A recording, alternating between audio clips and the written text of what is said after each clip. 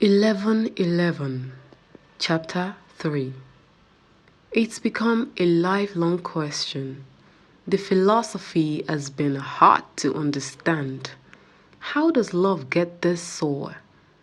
And why should this happen to anyone, especially us? I blame myself for not doing anything. Her eyes had instantly fried. When the ambulance arrived, Mama was a completely different person. My father had given a report. Weeks passed just as Mama's smiling face did. Before what the obituary called the glorious exit, I wasn't given the opportunity to see her face. The doctor said it will be traumatizing. Hospital more than school. It felt safer than home. Then the burial ground, which later became comfortable unlike a few times before the wind. Ghosts and ghost finders turned acquaintances. Everything changed of a sudden. A sweet, calm boy had transformed into a redrawn, imbalanced, terrified lad.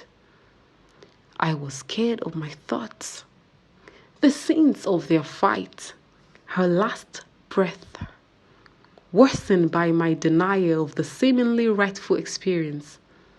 For others which kept flashing in, I still wished I could have given her a parting kiss, as she always did by 5:30 a.m. while dropping me off at school before office work called. This kiss would have been different. It would have been the last she would have gotten. 2 months was all it took my father to get over her. His family had complained. His office needed him back. I had to be taken care of. On the contrary, my father wanted to be happy. The guilt needed a distraction. A new wife. Same lady Mama had fought him over. A new school. A new life. But the same house. Same frying pan. Every time used.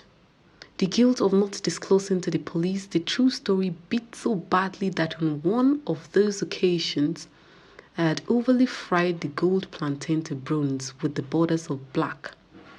That night helped form my decision. Slaps from my angry, guilty father, like a song title if I was privileged to write one, affirmed the need to do a police report of what I saw during the fight.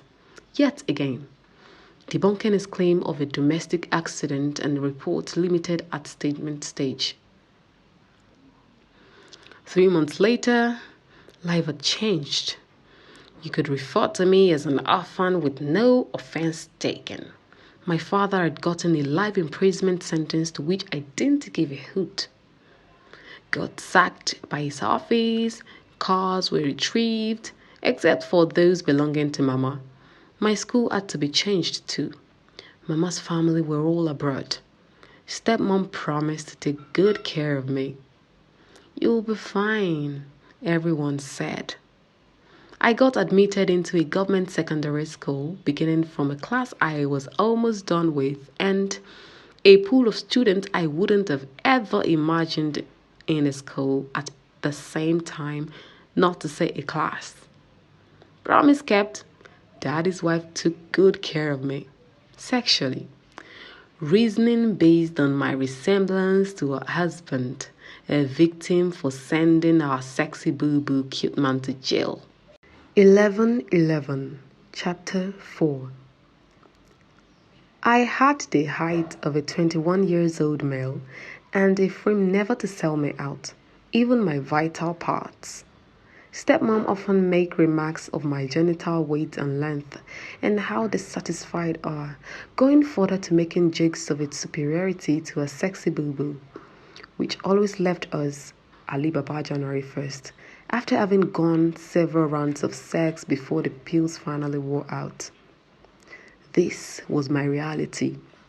Sex brought them together. The new definition of family. It's either she was a roast or I was. It was safe. It was accessible. And it was satisfying. Aside that, society saw us as a regular family. I did too. Even some thought stepmom was my real mom. Church folks were glad we grew close, a smokescreen outside the doors of our world. Nobody knew what I was wrestling with. Not even my school militia crew. Not even my girlfriend, who I always refused sex, as it wasn't any special. She didn't seem to possess the features of a fully grown 28 years old sex addict.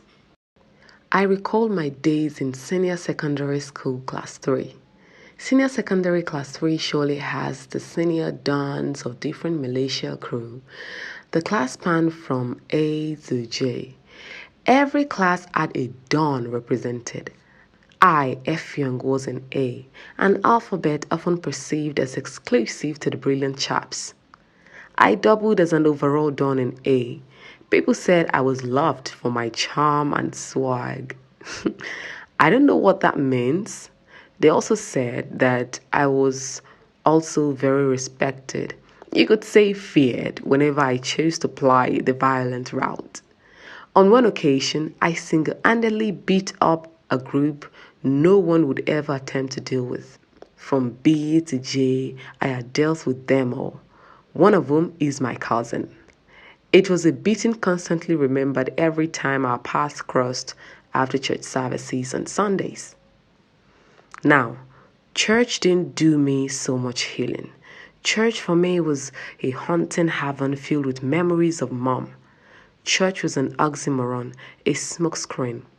Only my classmates knew how calmly terrible I was until the day I met a cult member who saw the need to champion the cause of the boy child. 2 months before the proposed horror day, 11th of November, a Black Friday for families, teachers, students, and the media. I'm sure my words would give you a lot to think about, one of which is why the authorities did nothing about the recurring date of doom. After leaving the country, news received stated that the society had grown most porous for many more children who had no role to play in deciding their place of birth. Our society initiates boys into cultism from primary school, a justified reason associated with relevance and quest for political offices, plus the demand for oil money and survival. The jungle feeds on weakness. This society finds discord as a norm and the show of strength. It's best when lives are lost.